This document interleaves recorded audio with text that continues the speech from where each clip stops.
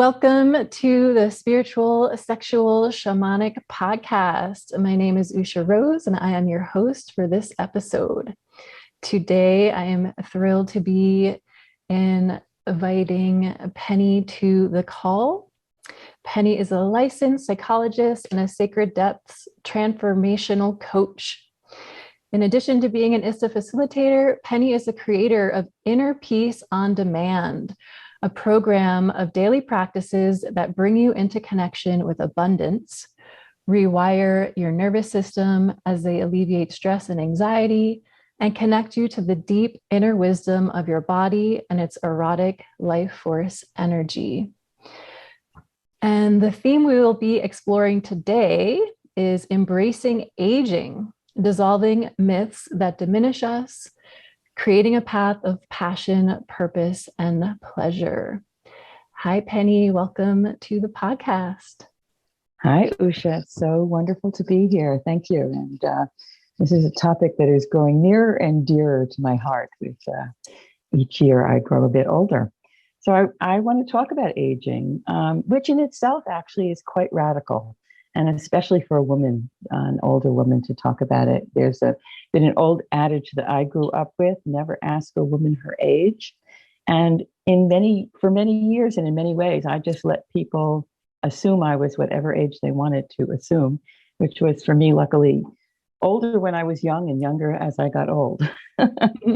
So, and I think that for many of us, we get the message from our culture that we need to stay young to be worthy, to be seen, to be desired in any way. And that's one of the many myths that I want to really kind of take away from people, have people challenge these myths. So, and they permeate our culture. They're very deeply embedded from a young age. And these myths are things that they then become unconscious parts of us that are operating in ways that really, they harm our bodies, our souls, our spirits, our hearts. And it's like I told you there's this saying that it tickles me a little bit. It's like, everybody wants to live a long life, and absolutely nobody wants to be old. I worked many years as a consultant, as a psychologist in nursing homes. And I would sometimes have these elderly people. It could be, one woman was 88. And she would eat in her room. She wouldn't go down to the dining room. And I said, why don't you want to go down to the dining room? She said, I don't want to be with all those old people down there. Okay. So, it leaves me wanting to be a part of the rewriting and the rebranding of what aging means to us and what we're going to live. And the other truth of the matter is that we are living so much longer these days. People even 70 years ago in the Middle Ages died when they were in their 40s. I think when they started the Social Security program, only 30% of the people in the country made it to 65. Wow. Yeah, that's kind of a shocking fact. And so we've been gaining 3 months of age every year for a long time. It's just now plateaued a little bit, but people are living into their 90s and 100s pretty regularly at this point. So it's important that we try to look at, what does it mean to be older?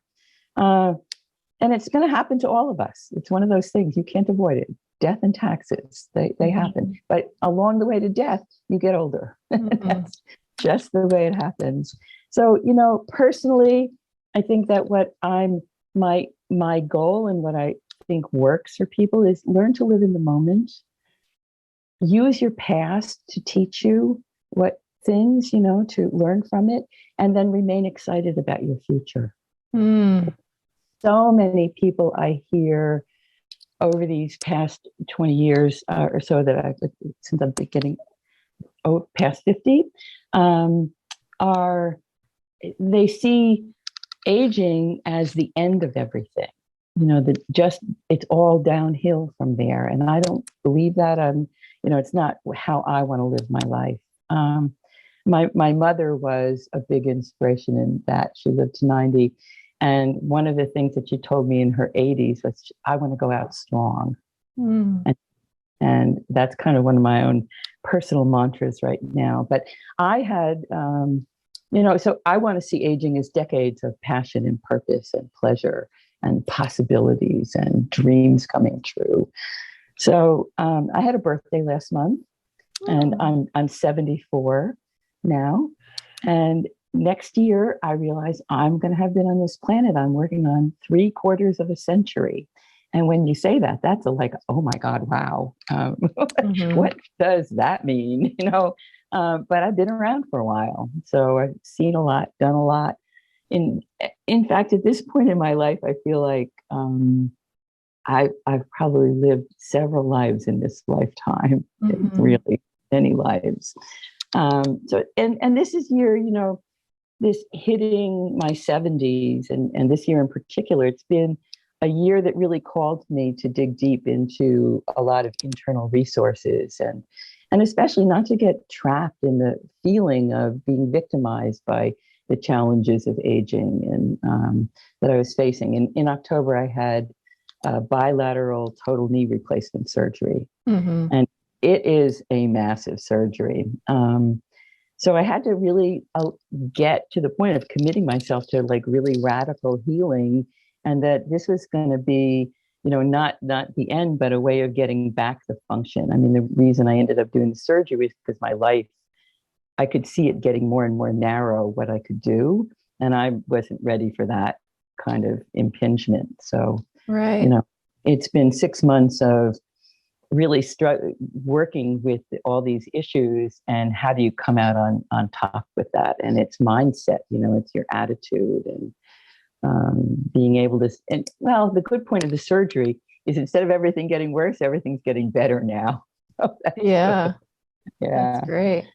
But we have a lot of myths of aging. And there's a lot of cultural message that comes out that aging is like an illness. It's a drain on society. It's a burden to other people. It's an insult to beauty, and something to be feared and ashamed of. And that's not. We work so much in ISTA, in the work that I do with my clients. We want to teach self-love, and that's an important thing to continue at every age that you are, and in every reality that you find yourself, is to be able to find our self-love and our compassion and understanding. So it's very interesting because ageism is unique in a way that it's teaching us to target our future selves and turn those prejudices onto ourselves, because we're all going to get old.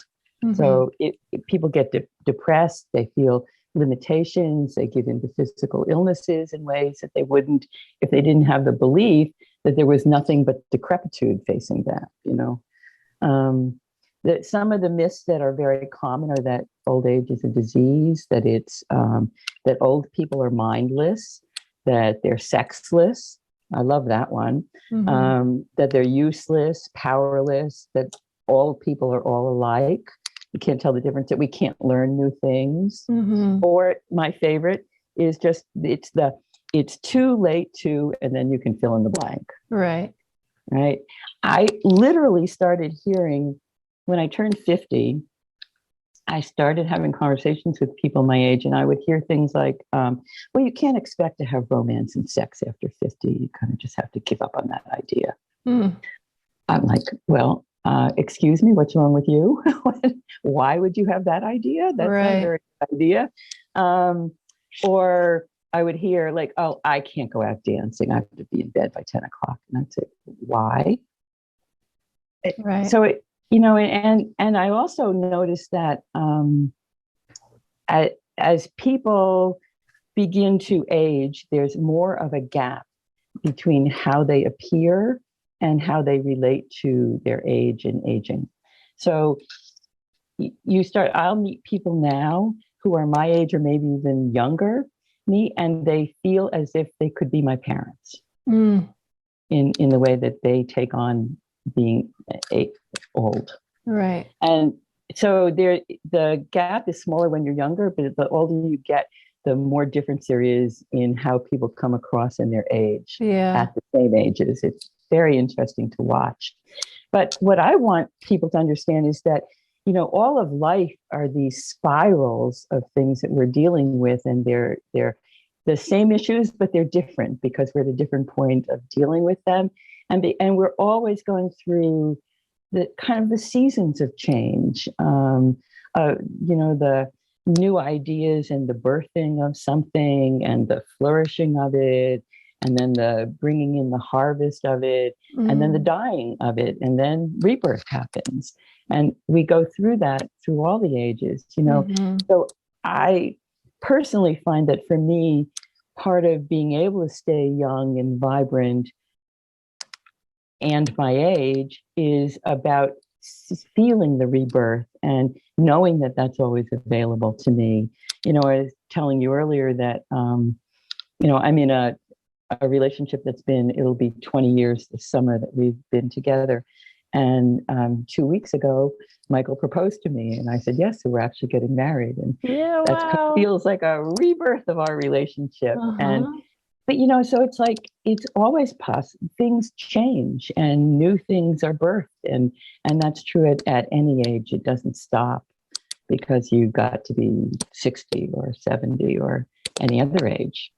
Yeah. And that's a perfect example of breaking the myth that, after 50 or after whatever age people believe there's no more sex or no more romance, or you are too old to date anymore. Right.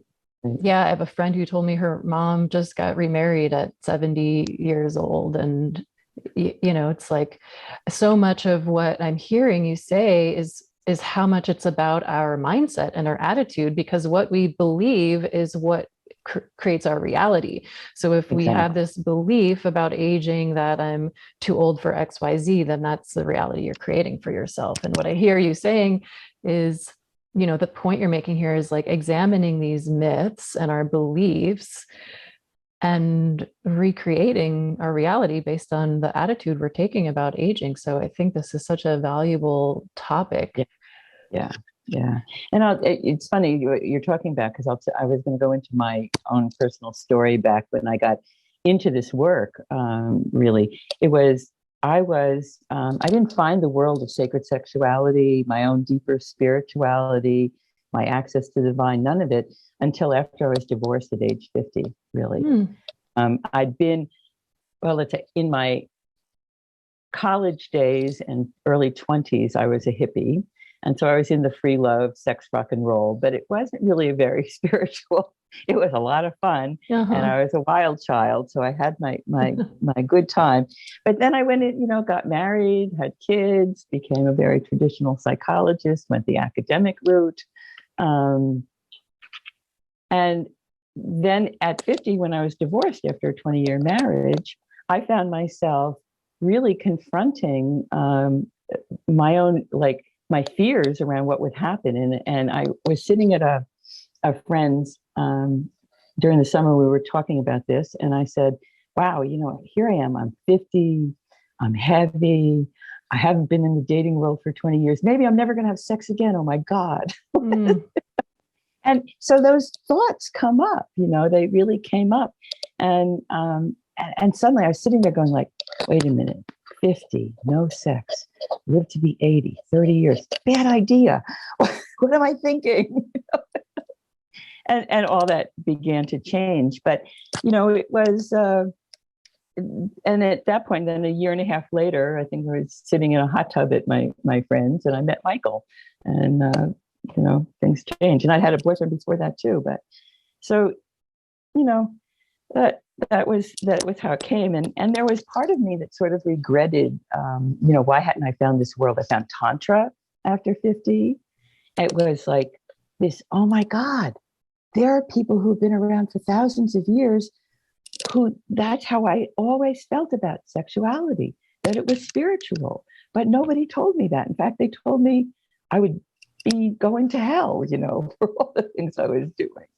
So, it was beautiful. I found the world of more of personal growth and workshops and fun stuff that happened all at 50. Yeah. So life didn't stop at 50. It began at 50. And in fact, I started having the best sexual relationships I've ever had. They weren't as acrobatic as I was in my 20s and 30s, but deeper, more sensual, more in tune with my energy and the movement of energy and the flow. So it was like, no, things didn't, nothing was going downhill. In fact, it was like flying high. I was like, wow, wish I found this earlier, but I'm so happy I've got it now, Yeah. Beautiful. And then I think that, I went through a period of kind of feeling a little regretful that I hadn't found this world earlier in my life, that I hadn't known the richness of what I was experiencing. And I started having some negative judgment on myself for being so late coming to this and finding myself putting limits on myself. And then I thought, wow, this is, that's not a good mindset either. Yeah. So I started to ask myself, what's the gift of not having found any of this until 50? Ooh, that's good. And the message that I discovered was that it was a beautiful lesson to the people that to all the people that I work with, and especially younger women and younger people in general, but younger women, that it's never too late to find your passion, to find your purpose, to have a dream, to have things come true in a way that I didn't even see the possibilities of earlier in my life. Yeah. So, to this end, I sort of see myself as embodying all of the archetypes of feminine now. It's like Madeleine L'Engle, who's a science fiction writer, wrote, and she said, the great thing about getting older is that you don't lose any of the other ages you've been. And the way, and I believe that. I often talk about how I feel like I'm the wise woman in the crone. I'm the queen, I'm the mother, I'm the maiden, and I'm the innocent child who stays curious. And I want to have access to all of them whenever I need them. So, that I like that way of viewing things. Yeah. Yeah. You're accumulating many years of experience and wisdom. Yeah. And from each of them, you want to pull, I bring the nourishment of the mother and when that's necessary.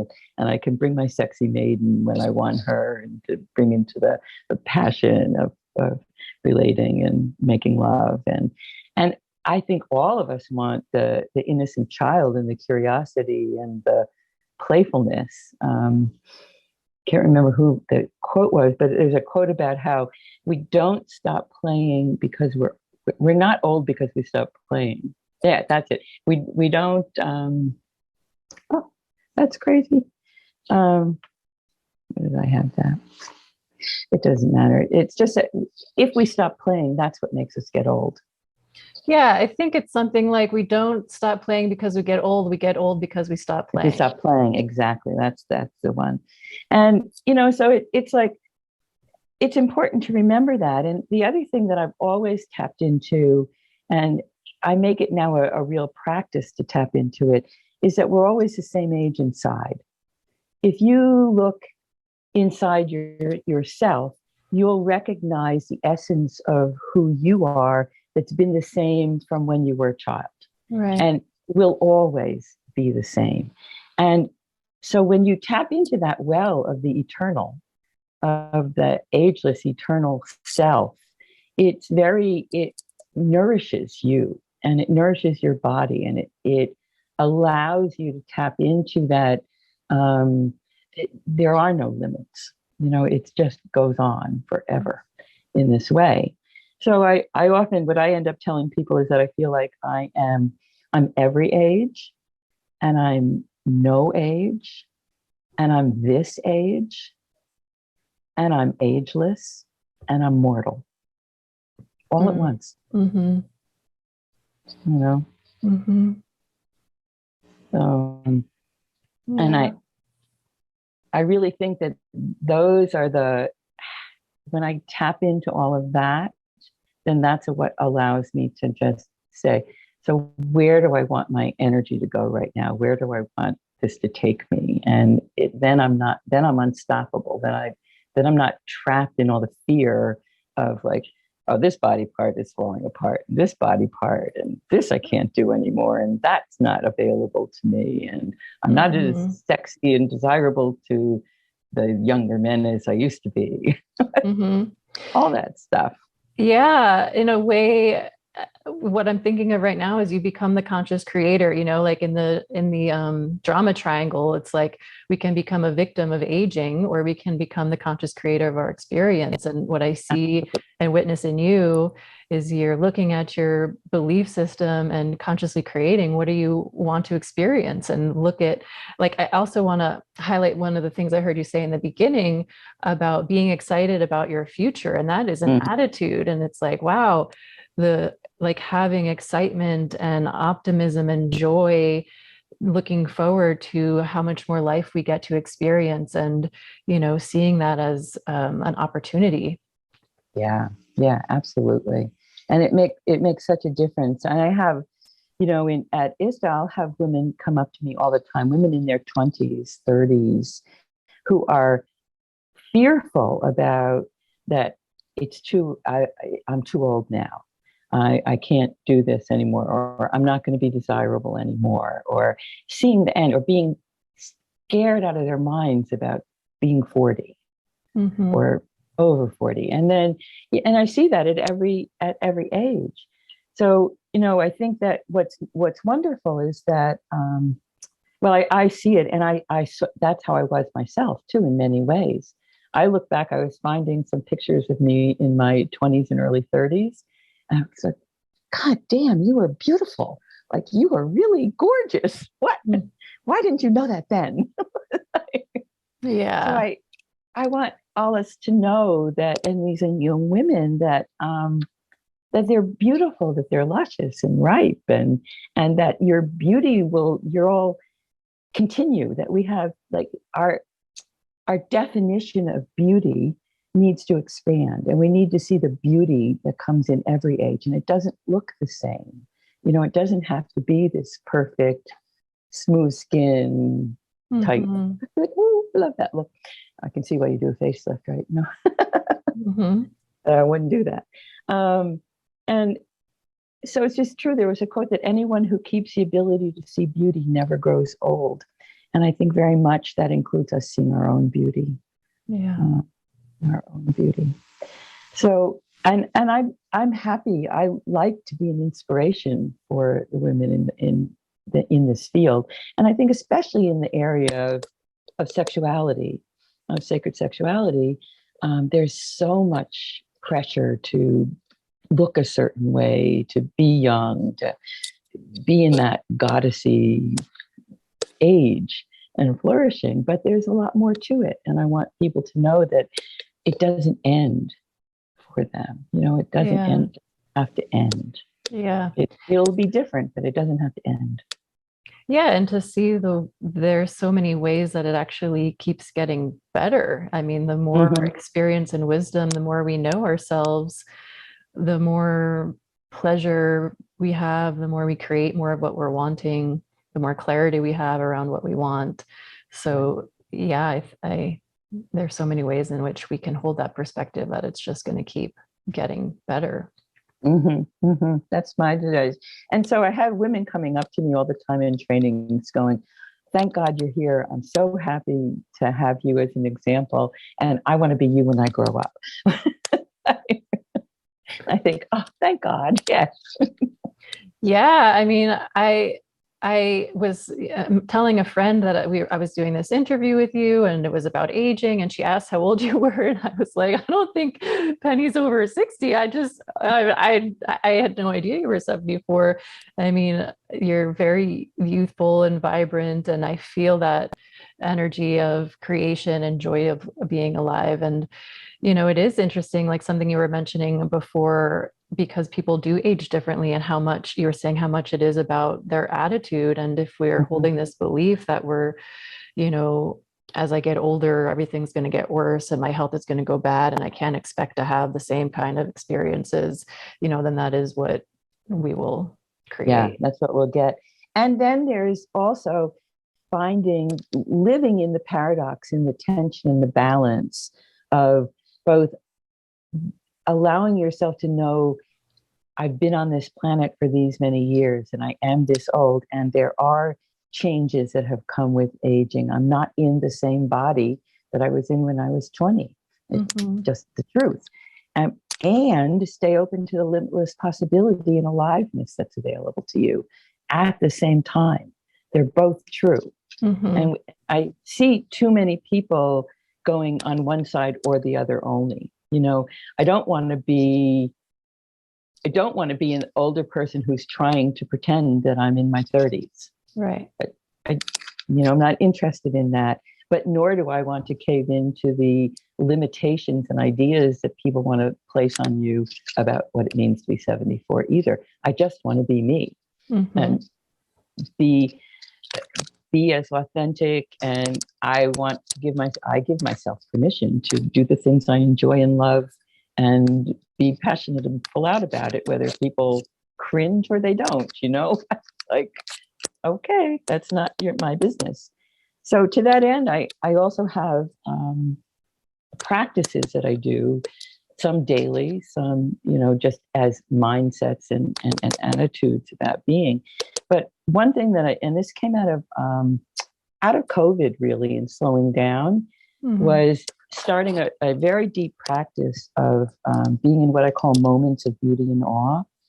And it's a practice where throughout the day, and I'll do it 10 to 20 times a day, I just allow myself to look up. I'm sitting across the street from a lake and look at the water, or to find a beautiful object in my room, and to allow that awe, that beauty, to come into my body. And I breathe it in, and I feel it going all the way through my body and vibrating to that beauty. I spend a couple of minutes with it, 30 seconds to a couple of minutes.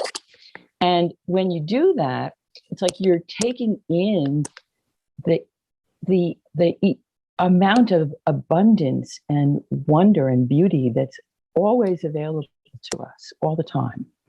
And it rewires your nervous system.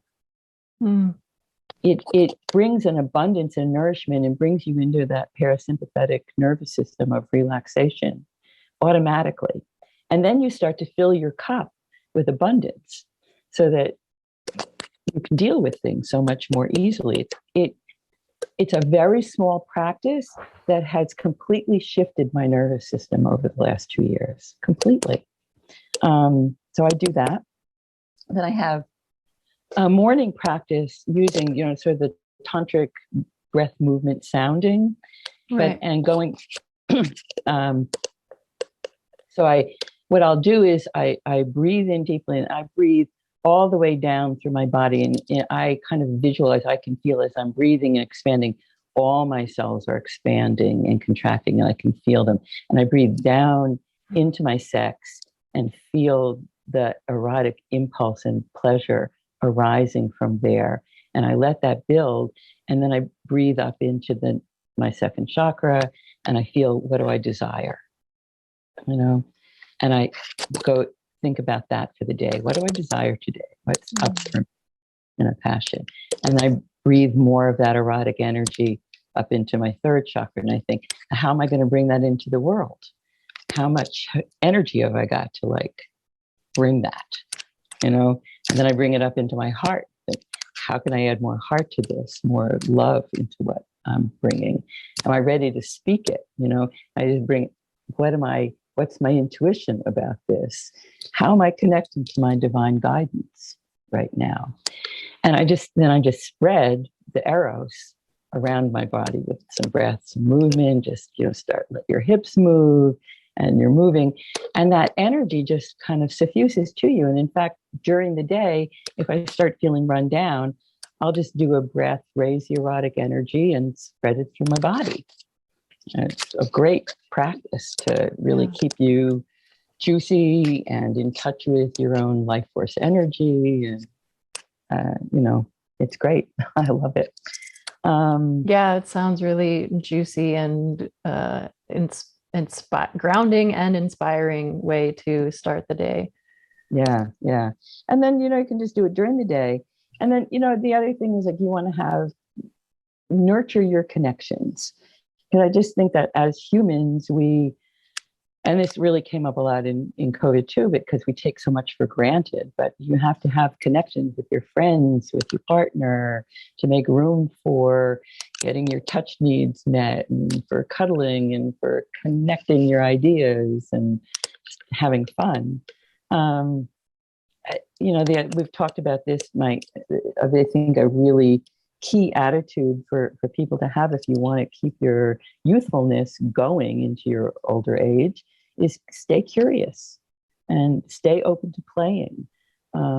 Keep your sense of humor and laugh a lot. It really helps. Yeah. I used to be able to actually tell in the nursing home, people would come in, and after my first interview, I knew who was going to have a hard time adjusting and who was going to have an easy time. And the key factor was their sense of humor and whether they could laugh at their situation at all and themselves. If they couldn't, they were doomed. It was going to be bad. They were going to be kicking and screaming. But the people who had a sense of humor, they did much better. Yeah. And I think that for me too, it's like, how do I keep myself open for new adventures? If there's resistance, how do I get rid of that? And I want new experiences, and then I just let go of judgment. And I think this year, the other thing that happened with COVID and with these practices is that I learned that I can, rather than as I get triggered or I get upset or, a self-judgment about some body limitation, say for aging, comes in, that before I would be negative, I would be judgmental of myself. And I would try to either like push it down, push it away, or I would be like really angry at myself. And what I've learned now is just that it's a more feminine way of dealing with things, is that if I just can breathe into it, be with the feeling and bring love and compassion, then it's like magic. It just creates more space, it softens, and often it just dissolves with that. Sometimes it takes a little more work. Yeah. Love that shadow work, Yeah, beautiful. And like I said, I have that mantra that my mother kind of gave to me, which was, I want to go out strong.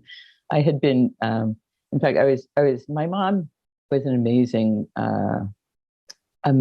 model for growing old and staying young at the same time, and for dying well. And she learned how to paint. She took on painting at 74, became an amazing watercolorist and artist. People asked her to put her work in a gallery, and people bought things from her. It was, she was a stick figure drawer before that. So, we were teaching a course in mind powers, and how to do positive affirmations and vibrate to the reality you want to create, sort of manifestation work.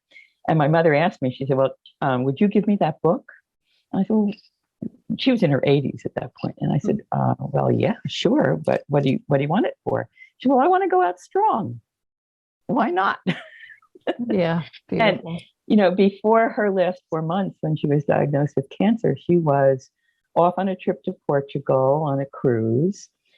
She walked every single day. She still played golf, and she cooked dinner for up to 12 people for sit-down dinners at 89. So she did very well. It was really beautiful. Yeah, I can relate. My grandmother passed at 94, and up until she was 92, like the last 2 years of her life, she was in a lot of pain and slowed down significantly. But she was like the president of the senior club. She clowned at nursing homes. She had people calling her all day. She went out. She helped her friends. She was very active. And I think, for her, that was key to staying vibrant, was like staying engaged in life and being a part of community. And you mentioned before, like making time for connections. And I think for many of us, I mean, especially, more outgoing type of people. That's an important part of having a healthy, nourishing life, is to maintaining connections and feeling like we're still part of community. And, I think that's something like part of the fears and the myths is, like, where is our place in community as we age, and having to deal with ageism, and, like having our place and still being connected to community. And I think that's something for everyone of all ages to look at, the ageism, and how do we continue to include the elders and welcome them and make them feel like they still belong. Yeah, because mostly at this point, what we do is warehouse people as they get old, and hope that they'll just stay invisible and out of our field, and that's not going to work. And and the crazy thing is, we've got the baby boomers, of which I'm like at the lead edge of that coming. So we get this massive number of people coming into being older. It's going to be very interesting to see how that changes the things about that. Albert Einstein said that don't grow old, no matter how long you live. Never cease to stand like curious children before the great mystery into which we were born.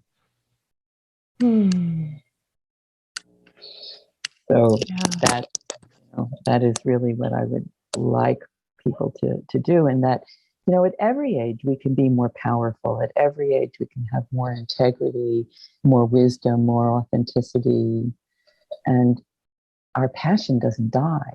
That spirit that you're connected to, that's endless also. That's endless. And you can always dream new dreams.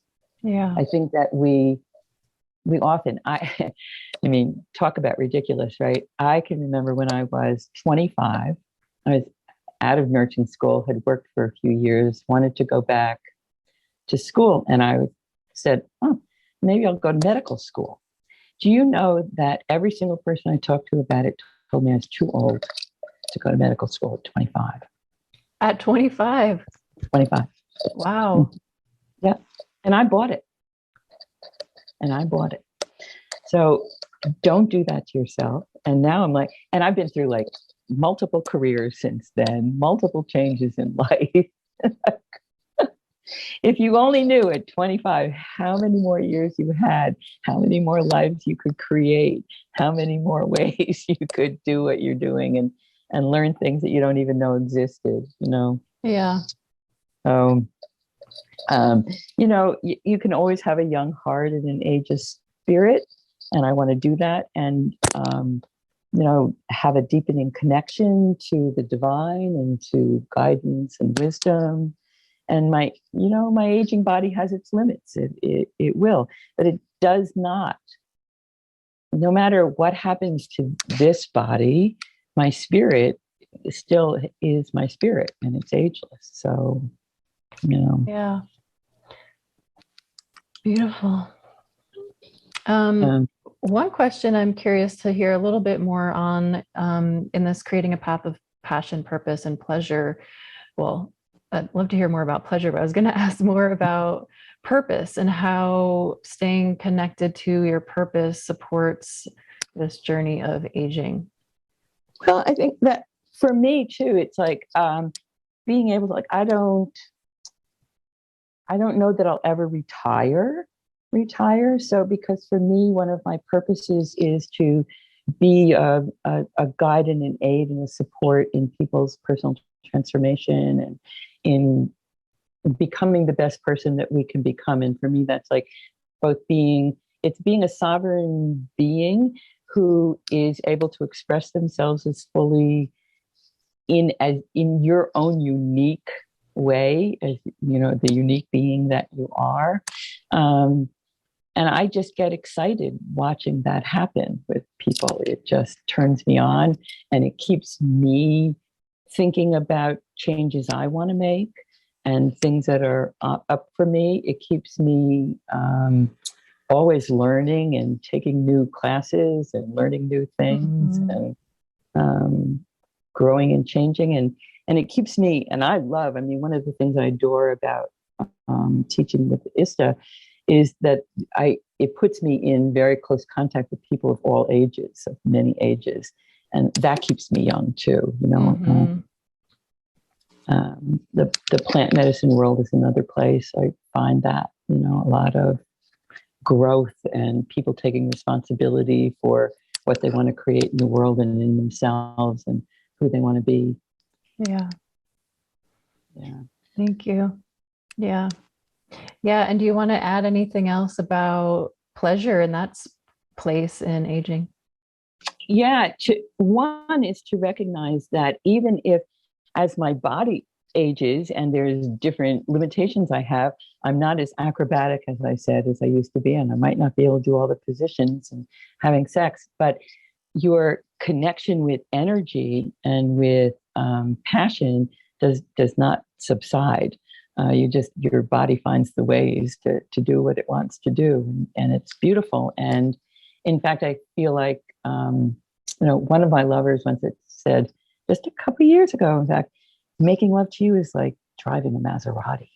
And I said, well, that's very nice. I like that.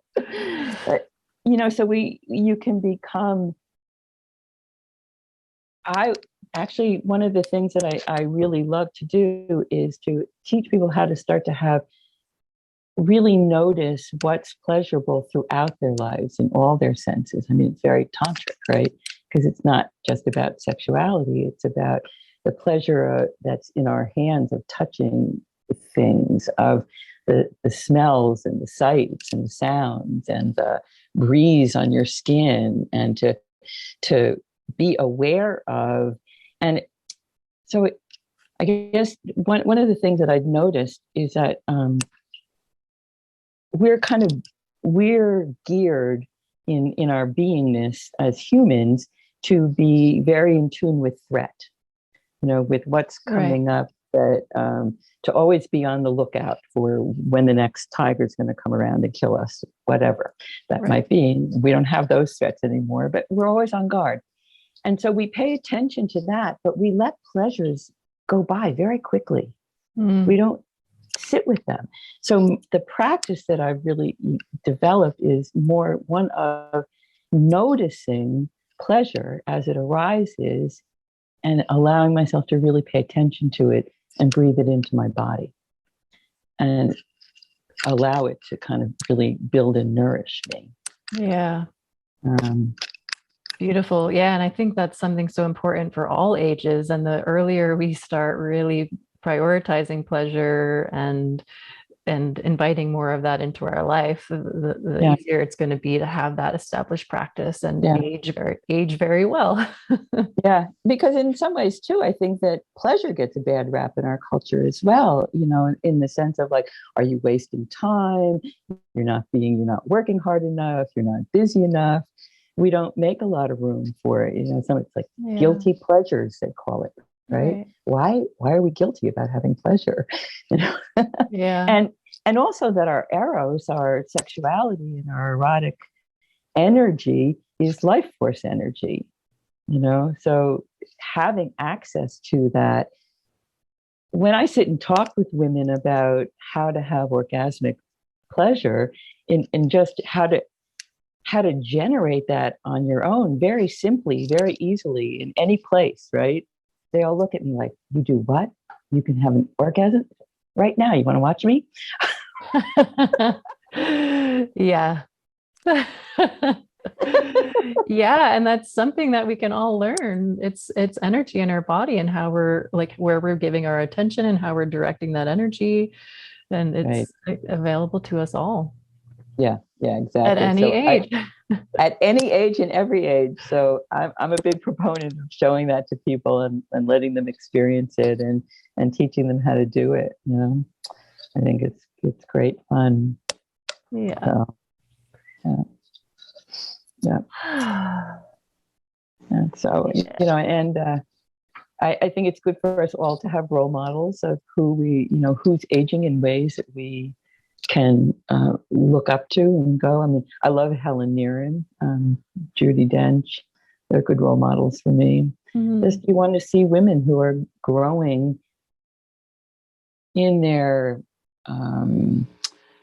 kind of like my connection and solidness to who I am and my trust of myself and my trust of life and my own self-confidence and abilities to take care of, to deal with life and to have something to offer life and to be able to still play with it. So that's important. Yeah, beautiful. I absolutely agree. I feel like ISTA has been definitely a source for me of women that are older than myself to really look up to and aspire to, and how much I appreciate their wisdom and life experience and how much I learned from them. Mm-hmm, mm-hmm. Yeah. So, yeah. Yeah. Great fun.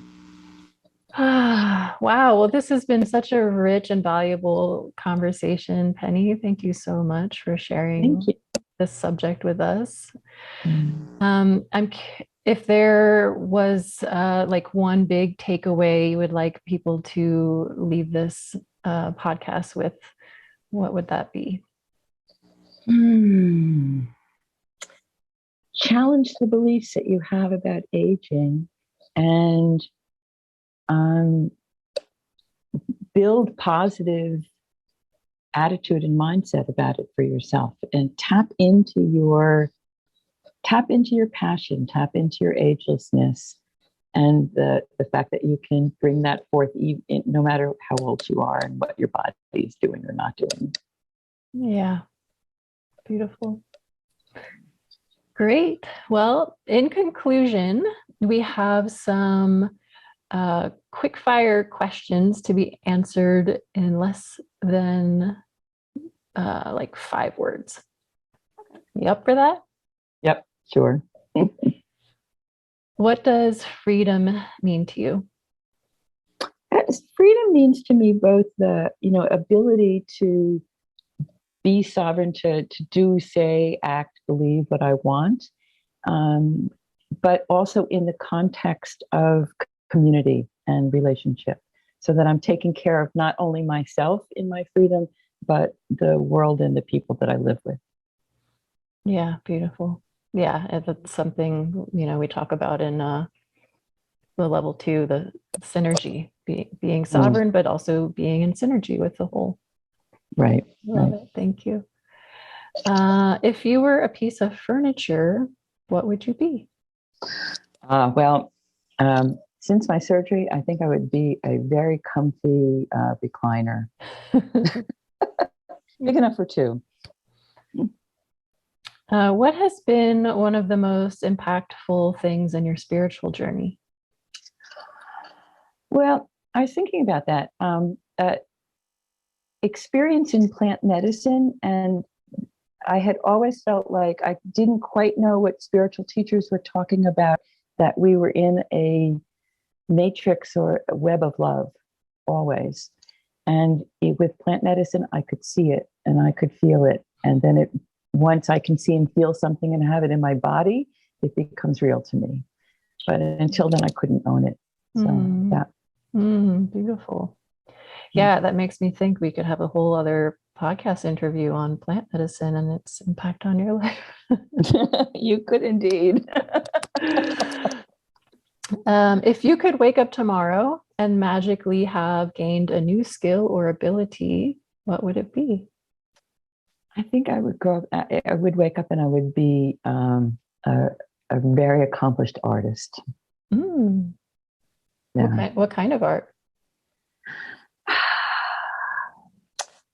Well, it would be painting, and both portraits and landscapes, and then probably impressions of both of those. But yeah. Cool. And last question, what are you reading right now? I just picked up a piece of fiction again, which I hadn't read fiction in quite some time. And one of my favorite novels it was Shantaram. And there was a second book, The Shadow Mountain, which came out. I just found it and I read that to get back to that story. Yeah. Cool. I didn't know they came out with another one. That's good to know. I know. Yeah. Great story. And I love historical novels because it's a way for me to both learn something that I didn't know anything about historically, or like how you build churches, or about the politics and lifestyles of times before, but also to have the drama of human relationship and the stories of that. Yeah, yeah, I enjoy historical novels too. Oh, and one more thing. How can people contact you or find out more about you? I'm building a web page right now, but so the best. Hmm, hmm, I think that you can email me. Mhm. Yeah. Great. And yeah, we can find you on the And ISTA when I website at the very least. yes, you can. And I will have a website which I will give you, which maybe you can give people after this is published, because it's in process right now of being built. Great. Yeah. Finally, I've given in. I'm having a website. Great. Yeah. And you're also on Facebook, Penny Goldmuntz. Mhm. Yeah. Okay. Well, thank you so much, Penny. It's such a Thank you, delight to Usha. connect with you today. Yeah, you too. It's fun.